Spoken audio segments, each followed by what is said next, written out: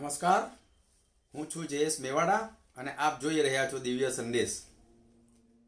Helmet helmet helmet, આખા શહેરમાં હેલ્મેટની બૂમ પડી છે ત્યારે શહેરીજનો માટે હેલ્મેટનો કાયદો આશીર્વાદ કે અભિશાપ? નગરપાલિકા, નગર પંચાયત, નગર સમિતિ વિસ્તારમાં શું હેલ્મેટ પહેરવું ફરજિયાત છે? ફરજિયાત હેલ્મેટ પહેરવું કેટલું યોગ્ય?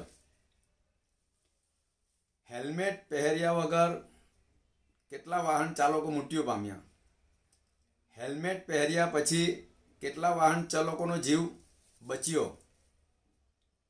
તેનો કોઈ ચોક્કસ આંકડો કે આધાર પુરાવા છે કે નથી? પ્રશ્ન છે. સુરત શહેરમાં મેટ્રોની કામગીરી ચાલી રહી છે. તમામ રોડ રસ્તા બ્લોક કરવામાં આવ્યા છે. નાની નાની સાંકડી ગલીમાં પણ ચાલવું દુશ્વાર છે. તમામ રોડ રસ્તા ખોદી નાખવાથી વાહન ચાલકો પારાવાર મુશ્કેલીમાં મુકાયા છે. રોડ રસ્તા પર પારાવાર દબાણ છે, જે આજ દિન સુધી યોગ્ય વ્યવસ્થા તેને આપી શકાય નથી.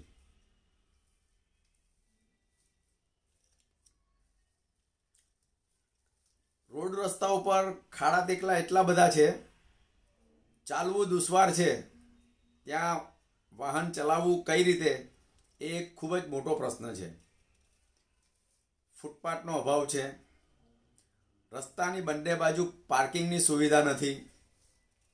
બુલેટ ટ્રેન અને મેટ્રો ટ્રેનની કામગીરી ચાલુ હોવાથી તમામ રસ્તાઓ બ્લોક છે, બંધ છે, જેના કારણે શહેરમાં પારાવાર ટ્રાફિકની સમસ્યા છે.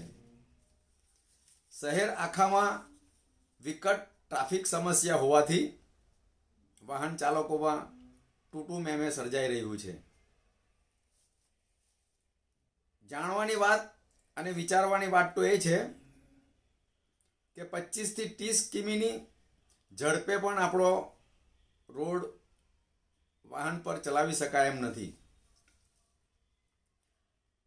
અડધો કિલોમીટર સુધી બી આપણે 20 કે 25ની સ્પીડમાં કે તેથી વધુની સ્પીડ પર ગાડી ચલાવી નથી શકતા. દરેક રોડ રસ્તા ઉપર 100-200 મીટરના અંતર ઉપર સ્પીડ બ્રેકર છે. 4 રસ્તા ઉપર સિગ્નલો છે, અને તે પણ ફક્ત 100 થી 200 મીટરના અંતરમાં. ત્યારે હેલ્મેટ પહેરવું કેટલું ઉચિત છે?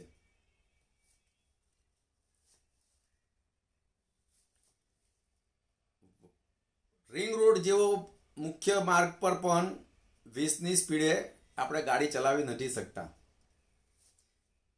ટ્રાફિકની સમસ્યા છે, રોડ રસ્તા બ્લોક છે, ચાલવા માટે પણ ફૂટપાથો નથી. ત્યારે વાહન ચાલકો માટે હેલ્મેટનો કાયદો ફરજિયાત કરવું કેટલું યોગ્ય છે?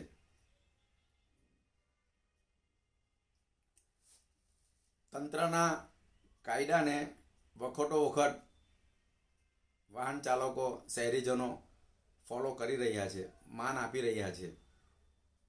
ત્યારે પોલીસ વિભાગે ફરી એક વખત હેલ્મેટના કાયદા પર શહેર માટે વિચારવાનું છે અને વિચારવું જોઈએ. જ્યાં 20ની સ્પીડથી વધુ ગાડી ચલાવી નથી શકાતી, તે વિસ્તારમાં હેલ્મેટ પહેરીને ફરવું કેટલું વ્યાજબી છે? તંત્રએ ફરીથી ધ્યાન આપવાની જરૂર છે. વાહન ચાલકો પર રહેમ નજર રાખવાની જરૂર છે. કાયદો અને વ્યવસ્થા વાહન ચાલકો માની જ રહ્યા છે અને ફોલો કરી રહ્યા છે. ત્યારે એક કદમ આગળ વધી પોલીસ વિભાગે પણ શહેરની પરિસ્થિતિ જોતા જ્યાં સુધી મેટ્રો અને બુલેટ ટ્રેનની કામગીરી સમાપ્ત ન થાય તમામ રોડ રસ્તા કાર્યરત ન થાય ત્યાં સુધી હેલ્મેટના કાયદાને વિરામ આપવાની જરૂર છે. દિવ્ય સંદેશ તરફથી અપીલ છે પોલીસ વિભાગને કે જ્યાં સુધી મેટ્રોની કામગીરી, બુલેટ ટ્રેનની કામગીરી પૂર્ણ ન થાય, રોડ રસ્તા વ્યવસ્થિત ચાલુ ના થાય ત્યાં સુધી વાહન ચાલકોને મુક્તિ આપે અને હેલ્મેટનો કાયદો થોડો ધીમી ગતિએ ચલાવે. બસ એ જ. ફરી મળીશું દિવ્ય સંદેશ સાથે. નમસ્કાર.